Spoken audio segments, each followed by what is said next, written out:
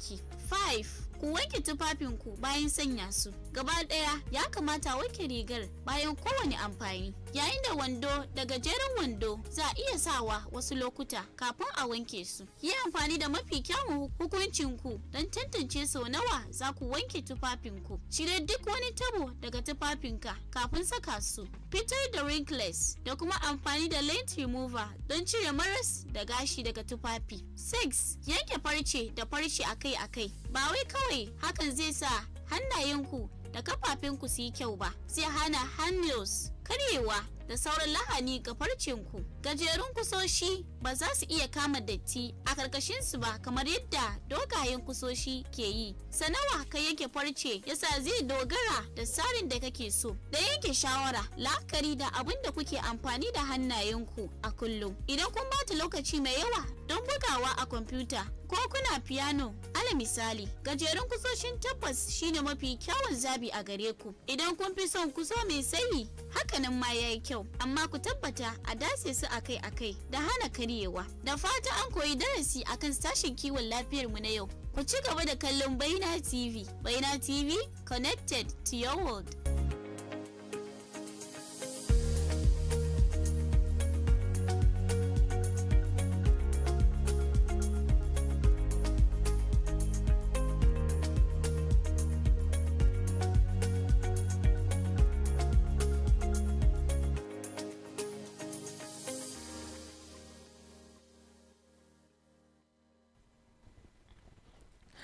To, shawaran kiwon lafiyar mu kenan na yau wanda yake muka duba batun abinda bature zai ce mai personal hygiene kenan. Yes, personal hygiene, kula da kanka wurin tsaftan cikinka kenan, na kulawa da tsaftan cikinka ta wurin goga akora da kuma yin wanka a yan maza. To, ina gaisuwa one time association, Allah ya kiyaye mu, Allah ya samu dace. Na dama wai ayi wanka kamar at least so biyu ko yawa, at least so biyu da safe da kuma da dare da za a yi kwana. So maza ina gaisuwa da safen ga na, if you know you know.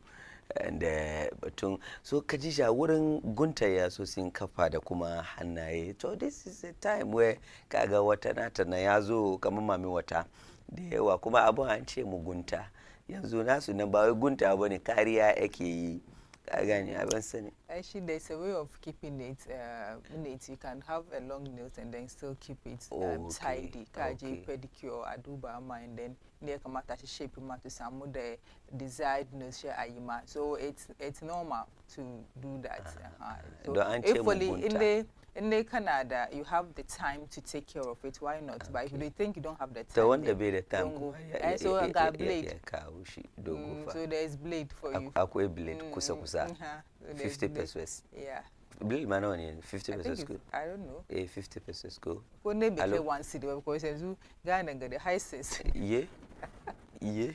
Everyday prices for it. So maybe it might be one city now. So monka muku how do you call it? Health shawaran kiwon lafiya kenan. Yes, so kuma yau mun center around personal hygiene. Kuma muka duba as musulmai an ce muna kamar al-nazafa min al-iman, isa sabta na daga cikin imani kenan. So as a Muslim, this is not only for amma tun da muna yaren musulmai, ce mu ce kamar ya kamata mu duba kan da muke sabtata kawunan mu.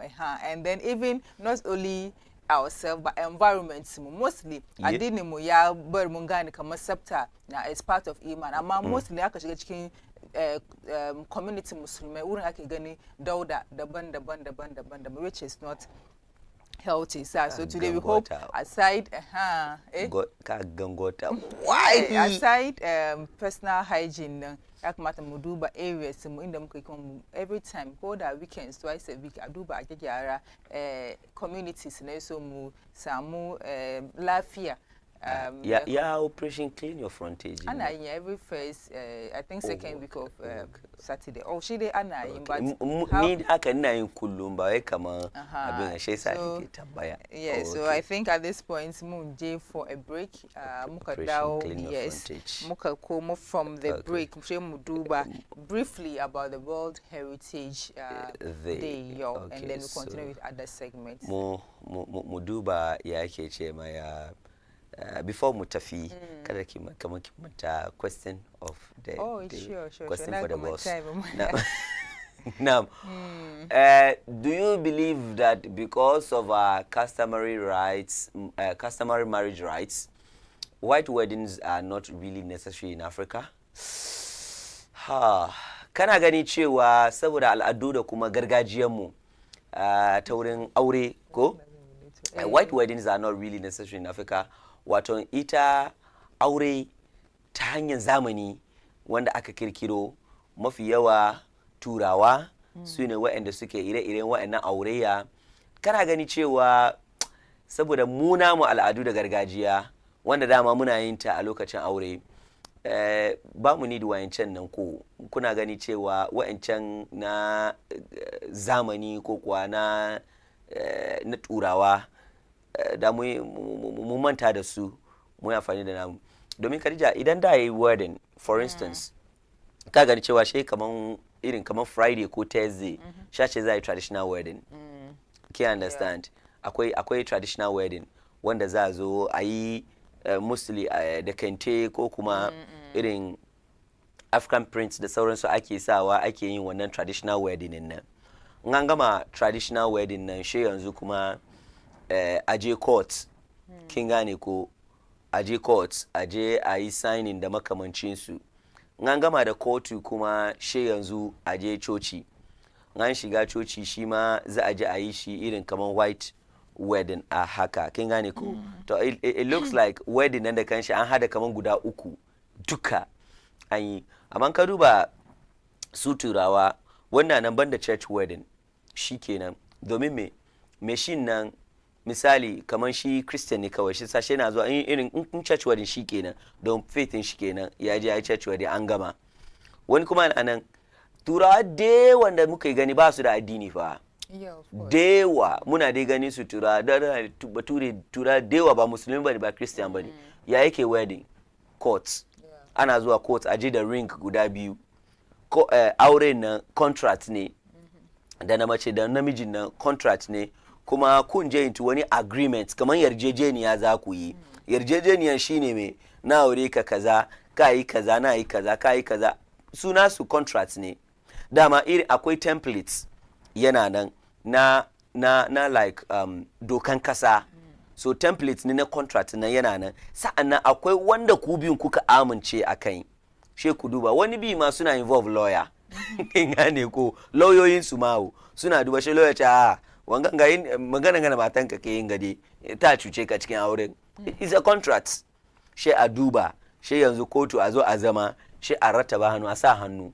She gan kamar macin ta sign, namijin kuma ya sign, she a doki ring nan daga kotu nan, she a doki ring nan, she namiji ya sama mace ring, mace kuma ta sama namiji ring, aure kenan. Ba wani church, ba wani traditional, ba komai, an gama. Nasu kenan because shi ba Christian bane, shi ba musulmi bane, shi ba me ya gama nasa. But in ka zo nan mu suyatra muna hada duka.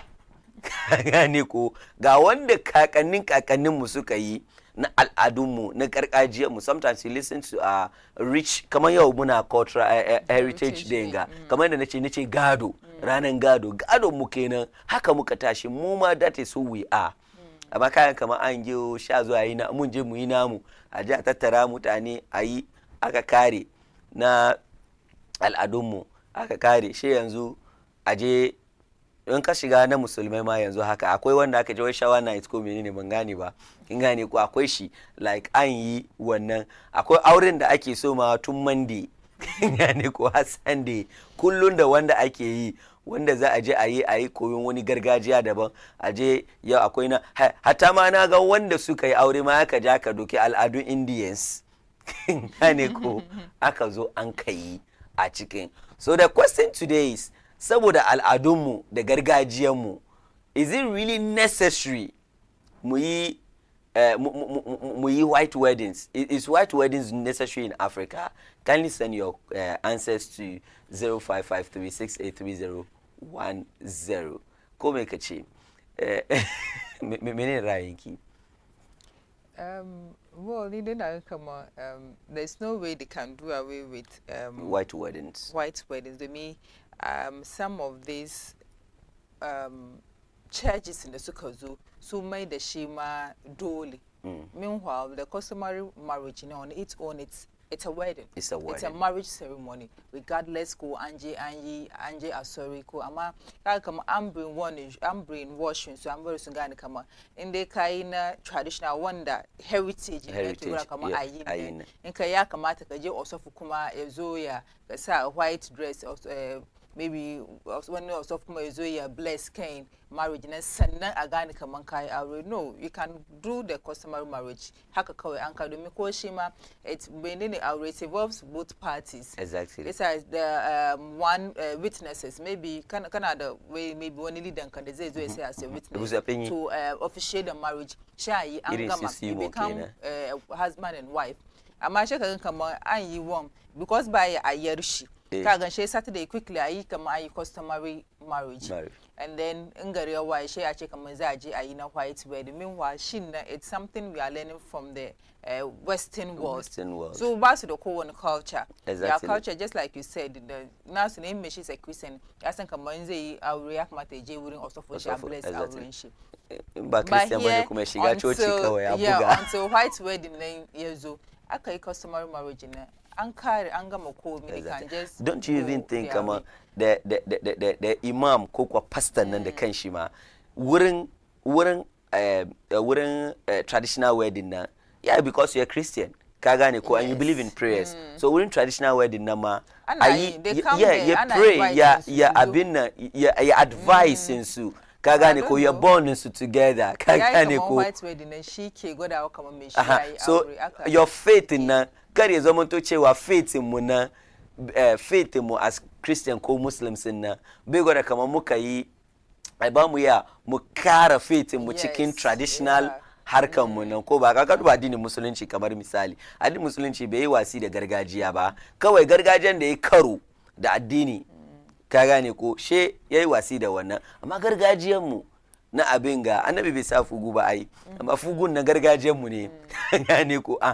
Misali dai nake bayarwa, so in ka duba, so in being a Muslim or Christian in ka doki traditional wedding ka da ka yi traditional, the pastor or imam ya zo wurin na is involved. I pray, I bless, I advise instead of a koma a je chaliba ize bane ba ta kudi.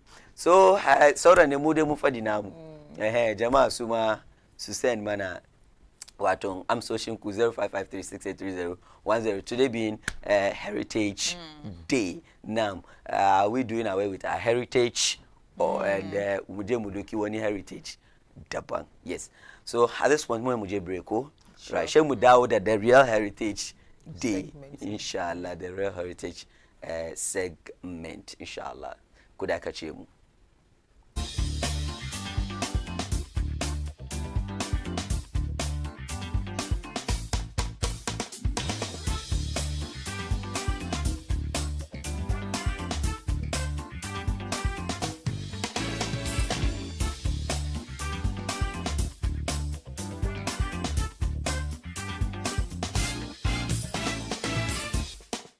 Dukkan godiya da yabo sun tabbata ga Allah. Amin. Wani asibitin kulawa ta hanyar kimiyya da gargajiya ya samu lambar yabo na bakar tarihi a Ghana, Amurka da kuma nahiyar Afirka a matsayin asibiti wanda ke bayar da kulawa mai kyau kwarai da gaske.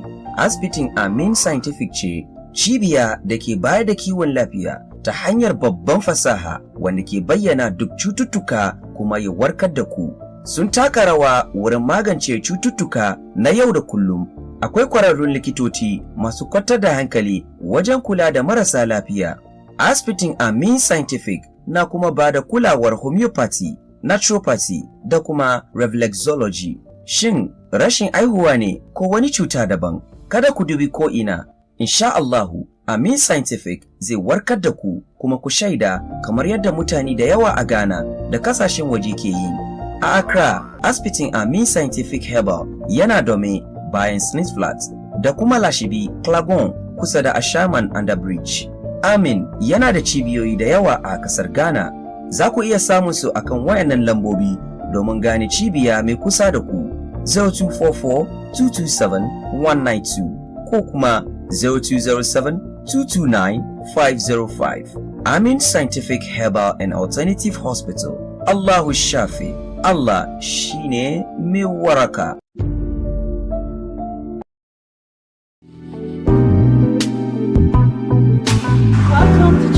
Maraba da zuwa Jamila Homes, dandalin kasuwanci wanda ke da mafi kyawun kayan adon daki da gargajiya da kayan adon daki na zamani. Muna da kujeru daban-daban kamar irin su Presidential, Royal, Ministerial, har da kayan ado tare da dimbin zabi na kayan kwalliya masu kyau. Kamar kujerun Windsor masu ban mamaki tare da dayan mafi girman zabi na ainihin Regency da kujeran cin abinci na Victoria wanda ke da matsayinsu daga mafi kyawun ƙwararrun Ingila. Sananne a duk fadin duniya ɗin kayan alatu da cikakkun fasali tare da hade-hade na Versace Royal da Italiyanci na zamani wanda an kasanta a cikin cikakkiyan kaya. Za ku sami Jamila Homes a 37 Westland Boulevard, West Legon, kusa da Churchin Presby a birnin Accra, Ghana. Ku tuntube mu a kan lamban waya 020-555-5525.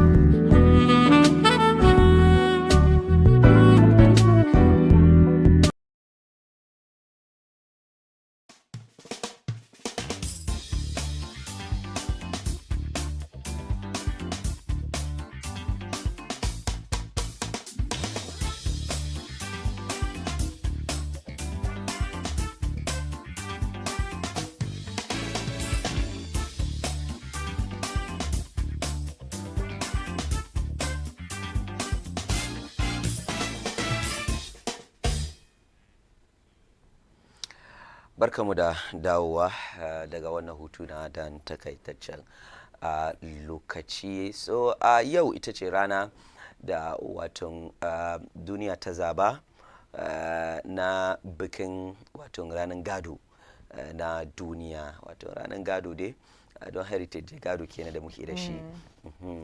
Ranar tarihi da kuma al'adu na duniya gaba daya wanda yake kowace kasa take alfahari da shi, domin kowace kasa tana alfahari da ainihin gadonta, heritage ta, al'adunta take alfahari da shi.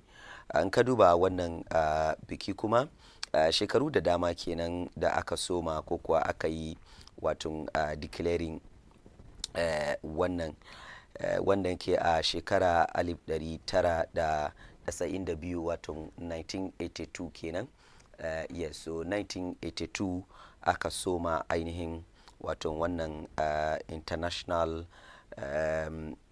World Heritage Day kenan ko kuwa da International Monuments and Sites Day. To aka ce monuments da kuma sites dai mun san wurare ne na ainihin yawon bude ido, irin kaman ka zo Ghana, wani irin wurare kaman haka a kasar Ghana, irin wurare da muke zuwa na ainihin yawon bude ido ko ba haka ba. Na kusa inda yake zance kowa da kowa ya je shine irin kaman Kakun Fako. Don kaman Kakum dai kowa ya je yau. A lot of people. Kamar mutane na da shi din bai je Kakum ba. Din bai je Kakum ba. Din kinga Kakum, kinga Ebri da Boti Falls, especially those da suke down haka. Sure. Ebri Gardens da kuma Boti Falls. Kaje wuraren na mutane da yawa a Accra dai. And visit, exactly. Ina tuna lokacin da muke secondary school and government students na aka ce za mu zo parliament Parliament House, tour, ko kuwa excursion da mu ce, let me put it, excursion da mu zo. Guys in Accra na bajin magana, kasa abin da suka ce wai sun bari mu boys in Kumasi da Kufurodiyan nan, su ne ba su taba zuwa Accra ba, isa a zo aje By the surprise da wurin na Kumasi ya fi zuwa Accra, ya fi wanda ke cikin Accra. Maybe me shi na Accra gangu wannan small area shi da yake na ba wurin ba if they je koyi na. I bet you wurin na Accra bai san let's say somebody's in Central Accra, but the person doesn't know anything about Medina. And it's highly possible. Yeah. To understand. So definitely somebody might be in Kufuridia or Kumasi, but the person will be kind of to and fro in Accra will even shock you. So we should minimize this kind of funny Bakawi or something, because if you are in Accra, you don't even know let's say various areas in Accra. You are more of a barbarian, sorry to say, than one the small places but she come to Accra every now and then. But anyway, that being said, Kuma, I think UNESCO Kumasum Karakakum some sites there in Ghana. Some sites na UNESCO. Yeah, so we have I think Kakum National Park. Modi National Park is also part. We Navrongo. So Kakum National Park and shine she Cape Coast. She canopy walk and I remember quite I think somewhere in the same Banganon de Uchinga. I went on a tour and then some foreigners, and then she was about to go on the canopy walk and it said Druba. I can't say it for the and it's so buff be taken from the point of a Muslim. I was so shocked. We ewanga hanya jahannama kid. Seriously. Sirati kid. Yeah. That Sirati. She was, and it's a fun place to be though. And forest na yard shima for a very long time. You have to take 2 Canadians there, one Ghanaian Suka. G that canopy walkway with the using of bow and arrows. But then the good news is soon the Akai won the canopy walkway, but Taba record any casualty. Allah is Inshallah. It can take up to the number of the weight in the day lift. Come on, 2 elephants, Kagan elephants. I could check elephant view can be on it. You can tell that it can carry a lot of people and that nothing will happen. Yeah, it's Kakum Forest. It's been there for a very long time, and then Kumasuna Samu. Aside because looking at it, speaking of World Heritage Day, Kumankaduba, I think was it in 2020, Mokakau the year of return by President Agufado initiate the year of returning. I tell you that Bumtan the dam from the diaspora. So just it tells you how important heritage is to them. We come across somebody who tell that you don't know how it hurts that back say anything about yourself, but. So for them, coming back home means a lot to them. But Mumuna we don't even care. And don't for the Muna. Social studies. I'm from the Mungachi. Social studies. Yeah, so we don't. It's a nice place to be, but I don't know about the first time on the Nigeria Kakum. I think that was in 2007. Ghana at 50. That was in 2007. How many years Kiga? That's 20 years Kenanko. Kusan 20 years. That's 20 years. Kusan de be Kaiba. Yes. So from there Nigeria. I think the last time in the Nigeria Wananake was Africans, like from different countries, and then I was the leader of the delegation, and the Sukakai honestly Sunjidadi like Masukuka na kuka no matter, especially Nigerians in Nigerians in not to Narana and Shena Musu check in so say especially and the Muka go back to the bus and the Tsarin Safiya Amamu the Muka Safiya Ken good Maduka Muna sujada maduka aken watun Kakum park and maybe my experience, my first time on the canopy walkway, I was in is it primary 6? No, I think I'm primary 6. So namuka kai before in Dibia fan so Latin party na kama I'm done. Kinkari fatia lakin sauke Qur'ani duka sanan ki. I'm done now. But then it's a done deal. Gaskiya ne. Some ina da karban so. The euphoria. It's a beautiful thing to experience. Very. And then also talking about the castles. Yeah. There's historic castle, the slave dungeons, the Tsarin Safiya, you go there, you still you can feel still feel abinda mutane those the slaves went. I don't want to call them slaves, but then let's say our forefathers, what they went through to make sure that some of them that asuka outside because they were people of Kalanga, they have to even come back to you can just tell what they went through, the trauma and then the punishment. Everything is so sad when you visit the castle. It's a beautiful castle, but inside is a lot of tears and untold stories. And I hope people will just find time to visit there. Elmina Castles and Cape Coast Castle. So these are the major castles in the Mukeda Shidega central region. And because I think the Cape Coast Portuguese, Portuguese, they were the first to arrive in Ghana. Don Diogo de Azambuja, yes, so Prince Henry the Navigator. They were like that supposed to take that's a missionary, but not knowing Kamande. Human slavery. So all these histories are nice to listen to or to go there. So Samuka G heritage, because you know where you are from. But and also soon UNESCO soon car away Navrongo Catholic Cathedral. I don't know about Park, that. Yes, Molly National Park is one of the yes. Yeah, people are thinking Kamasun elephant, so but I will tell you that they are nocturnal animals. When and the moment is complete, the day if you want to see them, there is a tree house. You have to stay there at night. Shake a photo. For holiday, so like so you go on the safari, and then you get to see all of these things. Kumaka J Bangra Ashanti region Kumasuma way buildings in Su. Ashanti region has they have one of the rich cultures in Ghana, like cultures in the cure from their dancing, from their food, everything. Their funeral celebration. I don't really like funeral celebration, but then amamre wo international.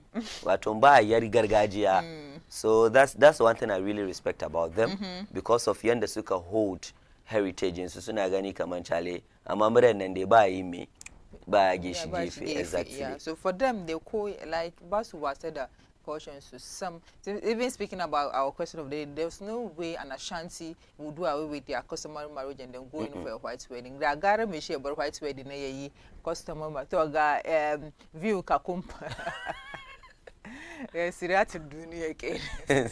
dunia. That's beautiful.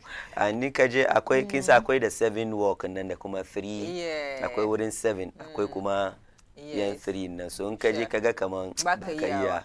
At the moment, which is 3, you should know that you can't return. Yes. There's no point of you turning back. It's either you continue or you vanish from the canopy walkway.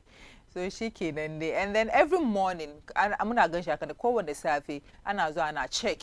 I do back among how strength and shake is none are beautiful to the public as though how Wanga bridge canopy walkway. It's been there for a very long time, and then people are still using it. So I think these are some of the major tourist sites in Mundamukide. So, and I hope people will visit. I've seen in Zulezu, the town on Silt. Like Garine Kekanrua.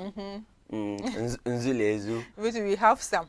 Akwekomike, they have their schools, they have market, they have their clinics, everything. Everything is I mean, Aqua Assemblyman. Nzulezu, they about Mutani come 500 Shikin village in them. But I quite remember one thing they very nice to look at in the Naji, one of visiting Mugudanda Mukaje were and Shemuka Munagani Akwe Church Kome, Basheba Mugamasalachi ba, Shemuka Tambaya. Shaka chema na gaskiya ba musulmi a kauyen nan shi nace to daga nan ne nace kaman to ya hankai aka sa don ka duba tarihin kauyen lokacin aikin san kaman suna aka irin fada ne sun je sun sace wurin don su samu abin ga kan opponents su ko enemies su to daga nan ne suka abin ga amma ka san missionaries ne yan Krista da sauran su ke zo su gina cocin nan wurin nan su kawo musu komai suna kawo musu kayan abinci da makamancin su da mai har da aka same su suka zama mai da suka zama. Yeah, this is Molly Park actually. Yes, Molly National Park. Entrance in the place to be. Seriously, it's a very beautiful place to be. Yeah. kauyen su din kenan layin ka kai wurin then, nan. but then, speaking of monuments, and what have you heard about Larabanga Mosque? Larabanga Mosque, ba ize bane. Larabanga Mosque mun ji maganganu da yawa, Wasa wai kuma masallacin da ya fito sama shi da kanshi zai fadi kasa. aljanna suka zo suka wasu aljanna suka gina. Wasu yayi balarabe, amma inda muka je wurin honestly tarihi da aka bamu wani balarabe sunan shi Ibrahim. In gane ko ni na tunan da muka je wurin nan da wani balarabe kamar mutumin Morocco ne ko menene ya zo ko I don't know.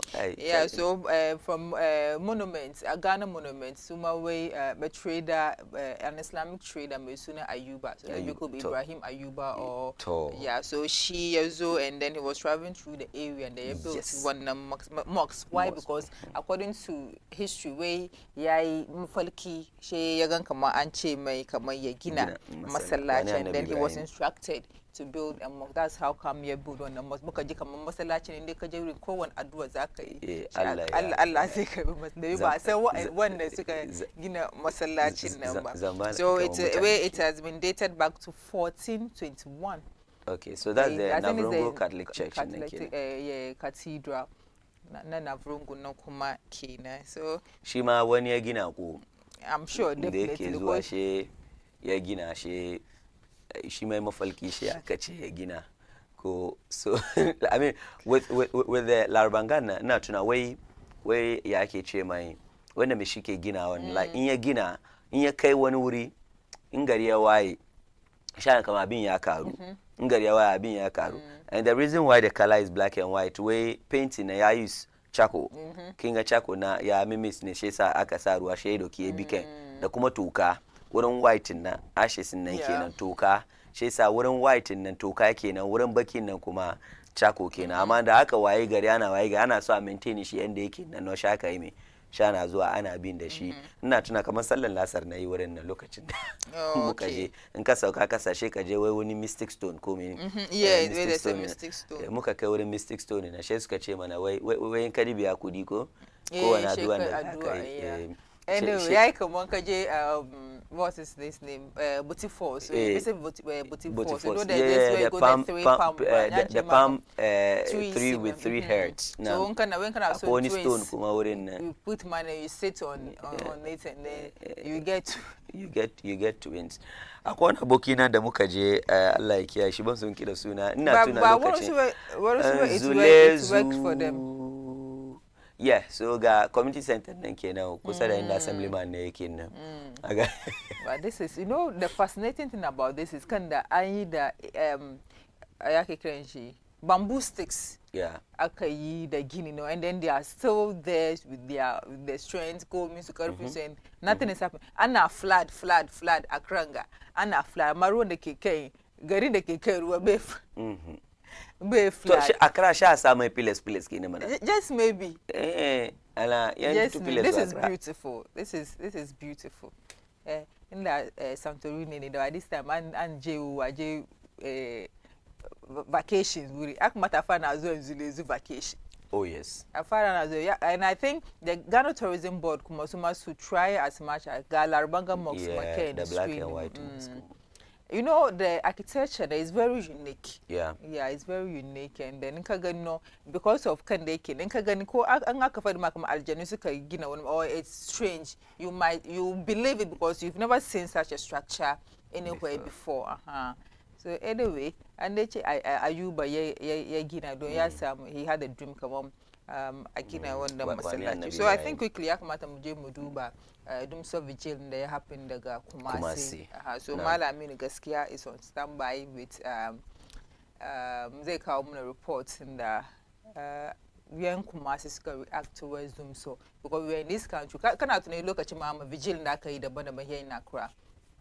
Yeah, so I think yanzu kuma Ashanti region kuma su suna kama abin nan dai inda abin ya kai, it's beyond maintenance, it's beyond local fault, it's Dumso. So Malaminu ya kawo mana report regarding that vigil da aka yi daga Kumasi. So and with in some few minutes time mun gwada muku wannan video na kuma so a yayin da muke giran Malam Mino ina gani kaman idan mutane na kallo har yanzu da batun heritage muke yi, and that is why muka kawo wannan question na batun heritage mu, whether weddings mu na messages soon troop in No. regarding that. Okay. This is from Dean inside Abuba, Wala Wala Town. White wedding is not necessary in African culture. Besides, it's waste of money when the right. Hey, Dean Yakashim. Just a his rhyming for. When the right of our African ways of marriage is already done, and with our Islamic marriage, it's supposed to be easy and simple. And I believe if we continue to do the right of Islamic ways, by only doing the nikah after the dowry is paid, a lot of youth would be married and zina will not exist. But now Muslims' wedding is even more expensive than buying a land cruiser. In my humble opinion, though, I'm being focused inside Abuba and Wala Town. So she my education bunkering. I didn't Muslim, you know, recent time I would share come on the via. An hour Monday to Sunday. And then you know the cost that will go to the guy is very it's very high. There's this one, ma'am.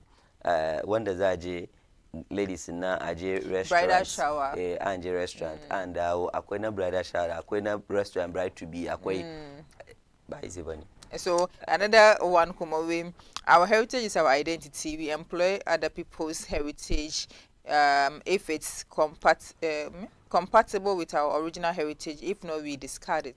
And then that is what Islam did. And traditions that's compatible, including names, were absorbed. Others were devoided by Sheikh Usman Umar Al-Huzaifi, right? No. Al-Huzaifi. Kina Shima Ryan Shi Kina regarding the customary Sheikh Umar Al-Huzaifi Kina. Sheikh. Is it Umar ko Usman? Usman Umar. Yeah, na gane shi. Babban malamin mu kenan. Sheikh, muna gaisuwa, Allah ya kiyaye ka. Amin. So regarding what they are saying, looking at Islamic marriage, for instance, na da shi kaman da in ka gan mace in kana so in ka je ka gani iyaye mai da just say me ka zo ka biya sadaki or something like that, shike da an gama bayan yanzu yayi ba ki ji ba yayi na'am an ka kara ababai da dama shike ne ha an kirkiro. So for instance, the last time Malam Abdul Razak was saying that culture is fine, but come made that she like very pivotal. We shouldn't let it play a pivotal role in our decision making. For instance, but it's a big problem. Because of lefi, I check my in them. Meanwhile, I could be a sadakinta. That is it. And then it's because of all these things, a lot is happening behind closed doors, which are not supposed to happen. In the matter no kuma ansamu hankuri, you get it. So in sadakin na yezo, it can take the sadaki the later. You take the leaf because I think the sadaki is more important than the leaf. But the thing is, there's no good men. You can't trust them. They can give you the sadaki. They can give you, and the leaf will never come. Where you are there saying that all men are players, you marry a referee. You don't trust them. Yeah, you so keep on not happen, trusting. When it happens like that, come on, things become more expensive, and then kuma ana delay ababai the drama. So I hope we will accept our culture. But then wurin sadaki na an ce kamar sadaki da bai da yawa shi albarka ke ciki ba gaske ba no ba gaske ba. Allah ya samu dace, you know, in ka duba that's just the lighter side. Wasu garuruwa irin su Japan da su Korea kamar misali, I mean akwai wasu garuruwa zaka gani kamar baka ma iya ka spend foreign currency a kasan kin gane ko sanan yanda suka preserve like nasu kin gane ko suka rike nasu da muhimmanci komansu.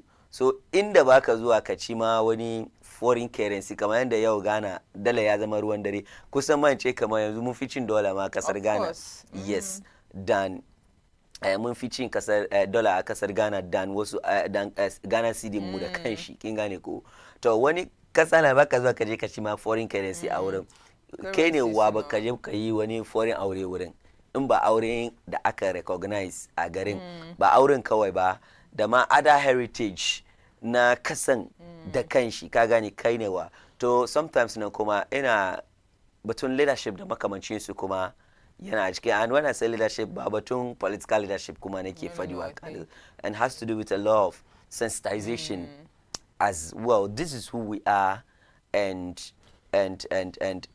abinda muke da shi kenan in muka rike wannan gaskiya da ya ba mu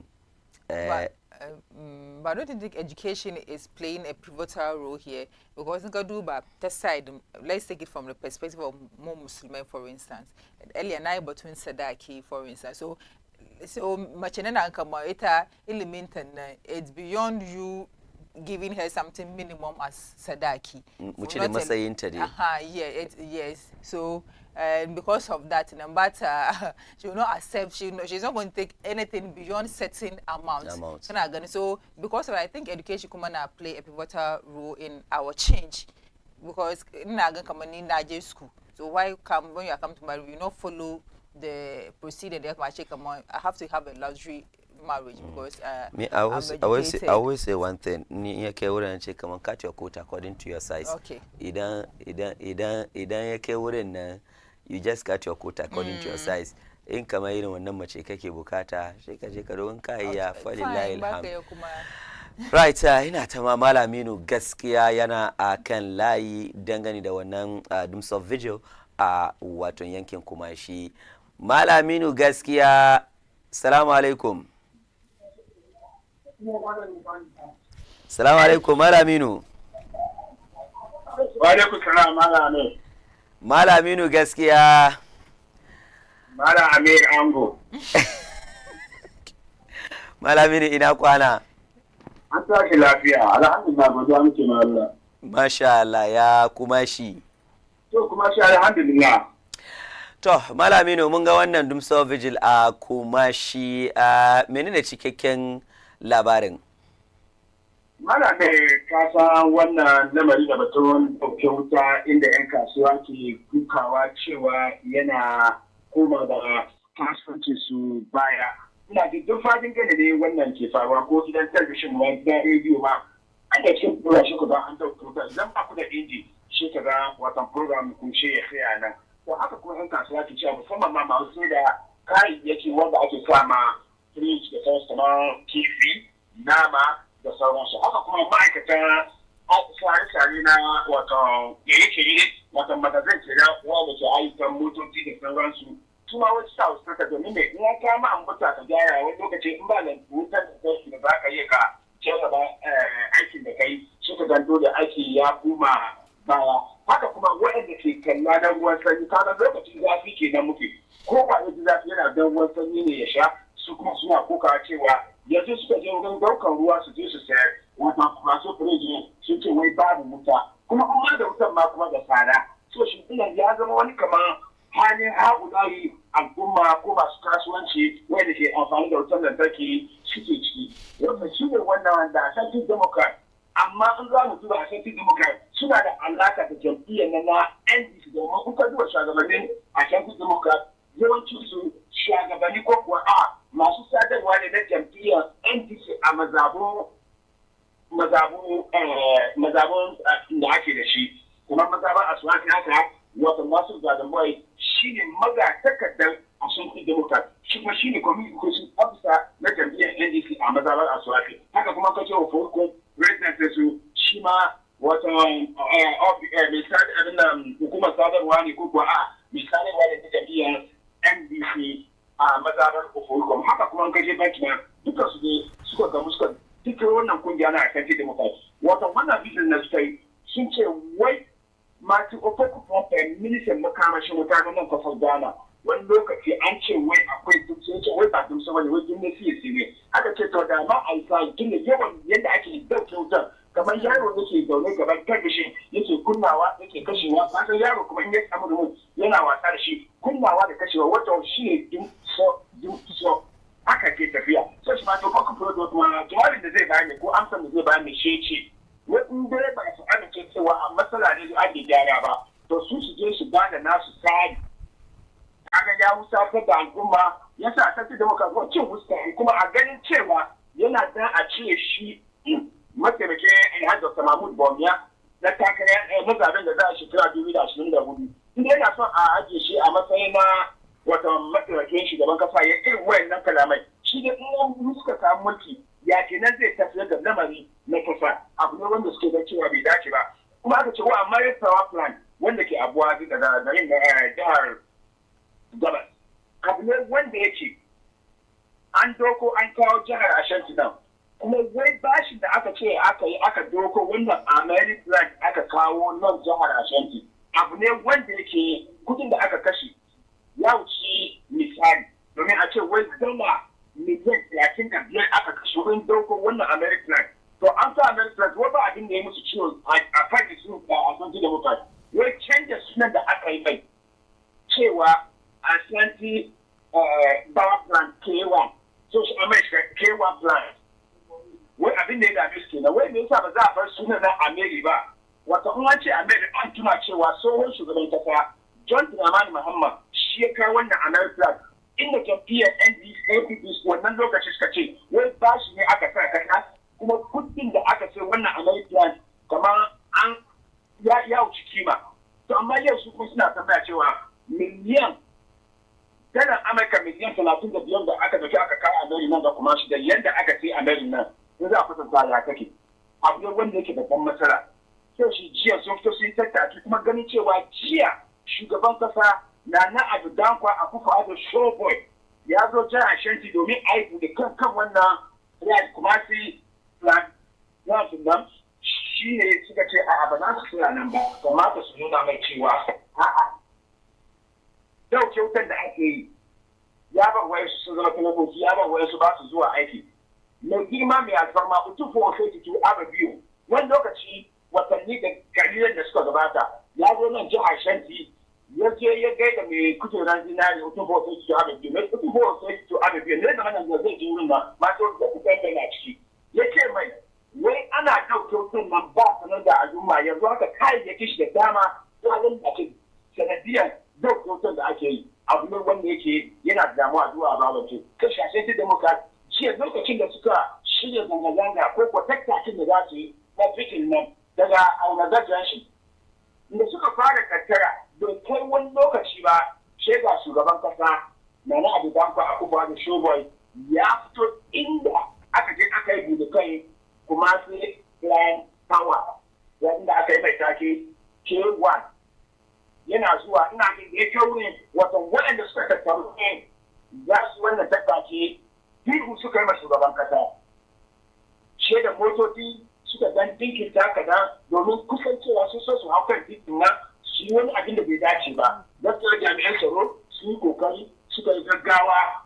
tare al'umma waɗanda ke kai suke da motoci hanya suka yi kokari suka tare hanya waɗannan mutane ba su sun kusa da motar shugaban kasa amma a nisa yin suka yi mai shugaban kasa wannan wai suna ganin cewa bai dace ba wai suna cewa a'a ai ana nuna mai dace mai ne wannan kuma demokradiyya ya ba da dama tunda zai da wasu kalamai baka ko wasu maganganun suka mai wanda bai dace ba so shi wannan ya rige amma a sarki demokrasun ce sun ba da nan zuwa kwana 3 zuwa sati daya idan wata hukuma ta na rarraba wutan lantarki wata ECG in ba ka kawo tsari ba sun dau wani sabon mataki kuma amma an samu garuruwan al'umma sai tattakin da an fara tattawa karfe 5 na yamma kuma aka fara shi tafiyan kan titi daga karfe 7 har zuwa wurin karfe 9 aka kai ofishin da na jam'iyyar NDC na dan karfe inda shugabannin wannan kungiya na Ashanti Democrat suka yi jawabi kan wannan to amma abin da ke da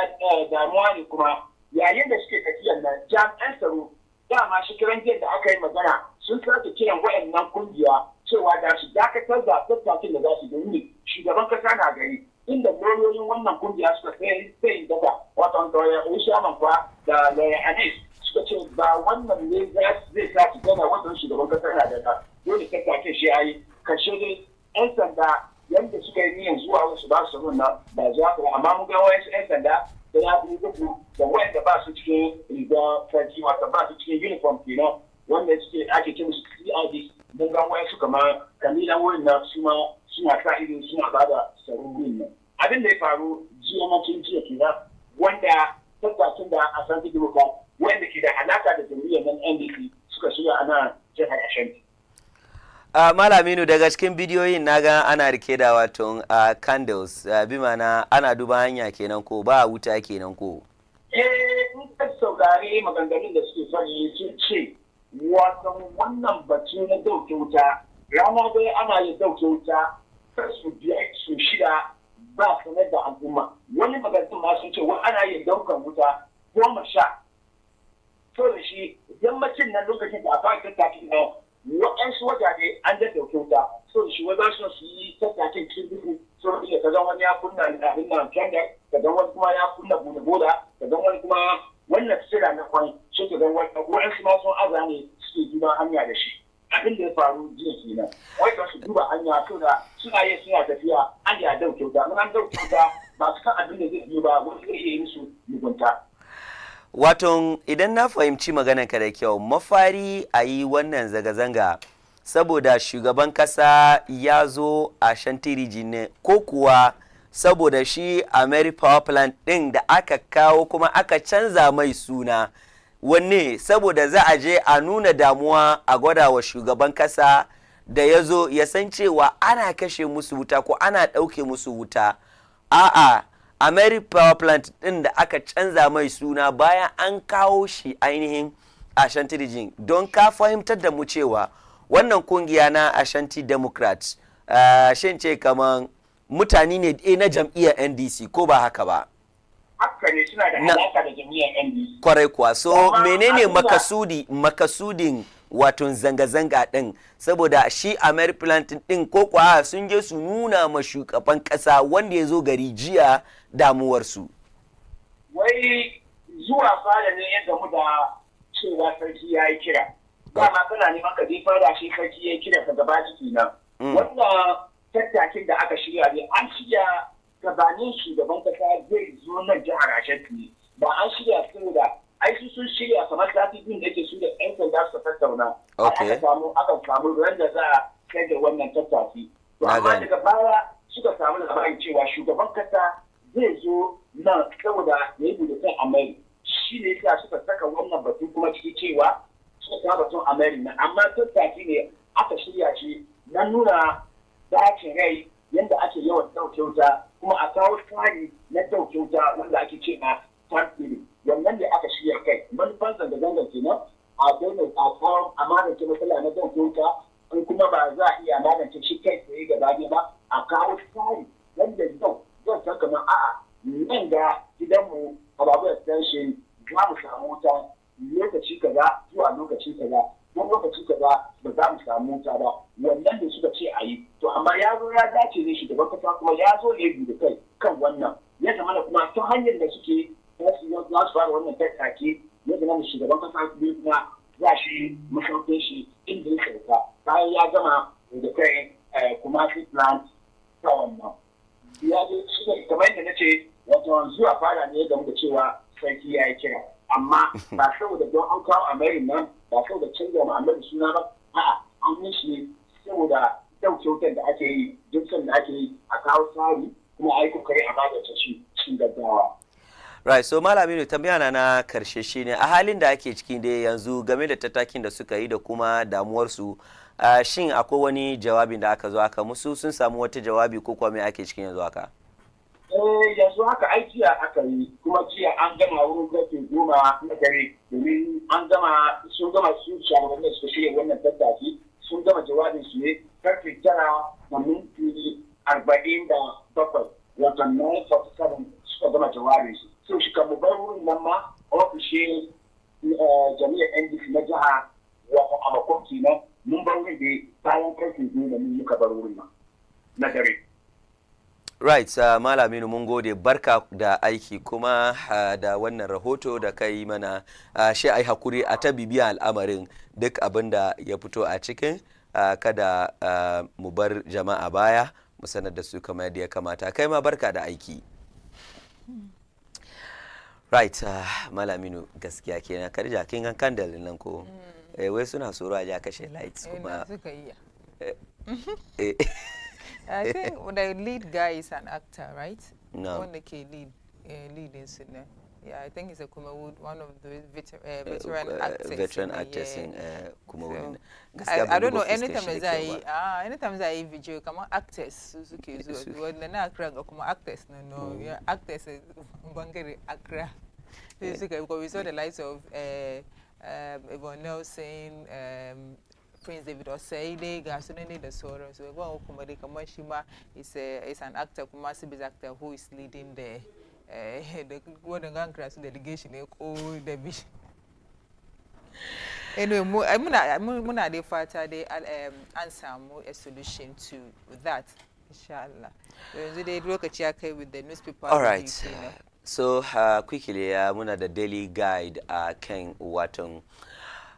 Daily guide wai Tamale delegation visits minister to strengthen ties. Watan wani tawaga daga watan Tamal ke na ce kaje North muna ce mai Tamal, mu ce Tamale. Na daga Tamale sun ziyarci ko kuwa sun yi ma minista ziyara domin a karfafa wato tsumunta kenan. Nana appoints new accountant general wato shugaban kasa Nana kenan yanzu ya wato zabi sabuwar accountant general kenan gashi na hotonsa a wurin. Forecaged over missing EC equipment. Nan take yanzu magana ma da Ghanaians da yawa suke yi. I think that was right, but ana gwada cewa mutane hudu sun je sun sata laptops da wasu biometric machines da makamancin su an kai su gidan yari ko kuwa an hukunta su. To ana gwada kama akwai students inda abin ya zama a bit dicey kenan. Including students. Wani HP laptops da makamancin su. HKY. yanzu uku hako ya diyan yanzu magana dai da ake ta mai Khadija wai nan take an doki mataki akan wayan ga mutane da yake wani ya ce ordinary citizens kenan amma wayancan fa like banyan kudaden da zai sai laptop kuma 100 shi ma an doki ana ta cece kuce ba jin komai ba easy bane rule of law rule of law to almuhim da mutane guda hudu dai da aka samu da sata wasu kayayyaki na ainihin hukumar zabe yanzu dai an hukunta su. Wai let's support women ji Alhaji Mahamudu Baumiya wai a taimaka ma mata dama mata raunanu ne? It's just that I support agendas. Kai kama ana sideline su ko a ce kama ba su yi but let's just support them and let them know that they can equally do something right. It's how to use that word. Not that we are weak. We are not weak. We can never be weak. Okay. I know. Kai mata ba su yi staba weak. Kai ko su weak ne ba su ma yadda. Anyways, on a lighter note, Allah ya kiyaye matan mu. Man remanded for robbing ex-second lady. Kai ma uko hoko ya diyan. Shi ma yanzu dai da a doki hukunci a kansa for robbing don sata ko ya saci tsohuwar second lady an ce tsohuwar second lady tsohuwar matan mataimakin shugaban kasa na tsohuwar matan mataimakin shugaban kasa shi ma yanzu dai Daily Post where court remands man for robbing former second lady shi ma ya zo a Daily Post shi da zo muka gaya. You will account for your deeds, Mahama warns Akufo-Addo's officials. Mahama kenan yake katsiri ga watun officials ko ma'aikatan Akufo-Addo cewa ku you will account for your deeds, kun zo ku yi hisabi na ayyukanku. Honorable Joycelyn Tete donates 100 bags of cement to Vakpo Senior High School. Yes, kagani. Ita Honorable Joycelyn Tete ita ma ta je ta ba da gudunmawa na siminti bagi 100 ga wannan babban secondary makarantar secondary. Daily Graphic wai GJ 75th anniversary launch. journalists must be fearless, said Sam Jonah. Sai Sam Jonah ya ce kamar journalists must be fearless, wato 'yan jarida kada su yi saurin komai. Ya yi wannan magana ne a lokacin kaddamar da shiri na bikin cika shekaru 75 na kungiyar 'yan jarida ta kasar Ghana. Ministry invites proposals for Sagleme housing projects. Ministry invites proposal for Sagleme housing project. Wato wannan ministry kuma ko ma'aikata sun yi kira na wato proposal game da shi Sagleme housing project. Mun san batun issue Sagleme housing project ga babban magana ne. Our form first representative government in nation's history. Alan pledges. Alan Chamatin kuma kenan ina gani kagan kan daily graphic nan Khadija duba da kyau kin ga daily graphic nan inda aka zana caption na ma yellow ne kin gane ko yes the butterfly movement man yace kama our form first representative government in nation's history wato shi ma zai kafa wata tarihi a cikin wato siyasa ko kuwa gwamnatin kasar Ghana a tarihin gwamnatin kasar Ghana zai kafa tarihi zai taka rawan gani to the yellow butterfly man now I think nam so ina gani duka-dukan waton labarin kenan yes so because there's no time yes and maybe time for political segment. Yes, no. But day before mu wuce she mu go da ya kamata mu go da ma SS Beauty Zone wanda take ba mu kayan makeup products da muke use gidan every now and then.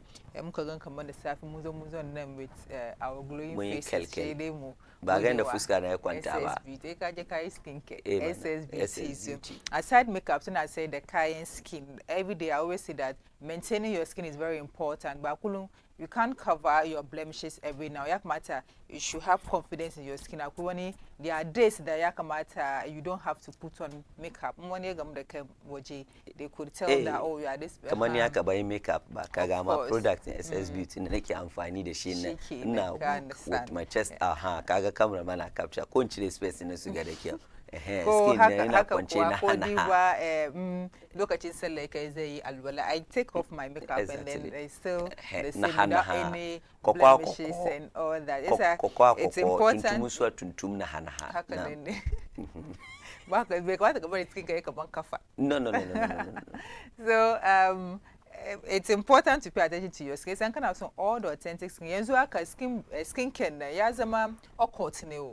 Everybody is joining the skin. So what are you waiting for? Kana jiran auren ki zai kai, je ki say 7 days. You destroy your skin o. 7 days beauty menene. It will destroy you. It's quickly share SS Beauty Zone. Aja name all the known brands from sunscreens, from vitamin C, from niacinamide, from gasoline. The nature mentions bankari. Got face wash, the cleanser, so the diamond is aka samu. Nka kari kuma check makeup. All the known brands kuma kasa quality makeup. I always say akwe makeup products and akwe kokonte powder. So nka na so makeup product make cure. Check SS. SS Beauty Zone suna Nima, Alaska. Mbaka ikaje wurin ana delivery. So you can call them on 02444-83997. 02444-83997. SS Beauty Zone, where your #1 shop for all your beauty products and accessories. We always say, let's learn to invest in our skin because it's very important. You're going to use this skin. You are wearing this skin till the number of years that Allah baka. So you have to take good care of it. Kuma as Muslim, taking care of yourself, it's part of adinuko. So we made the hankale. So we visit SS Beauty Shop, daga Nima, Alaska.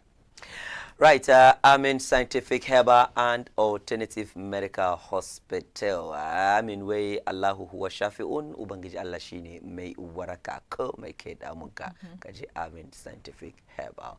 Sa'annan kuma Jamila Homes. Kaji sunan ma dama ina gaya mu kun ba ka ji komai cikin larabci ma in balarabi ya ce Jamila wato kyakkyawan abu kenan. To idan kana son dakin ka yi kyau shi ka je Jamila Homes ko kuwa ofishin ka ko kuwa inda dai kake bukata kayan kujeru da kuma kayan decoration dai ka je wato Jamila Homes ka samu makanka waɗannan kayayyaki.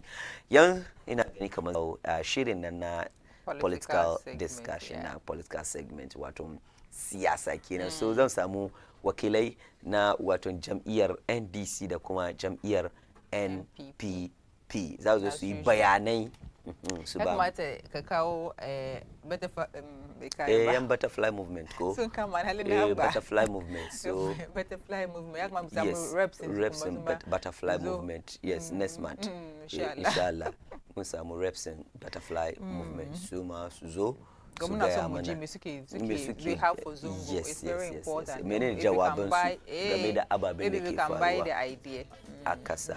Yes, so ku dakace mu za mu shigo da watan politicians mu nan ba da jimawa ba. Assalamu alaikum.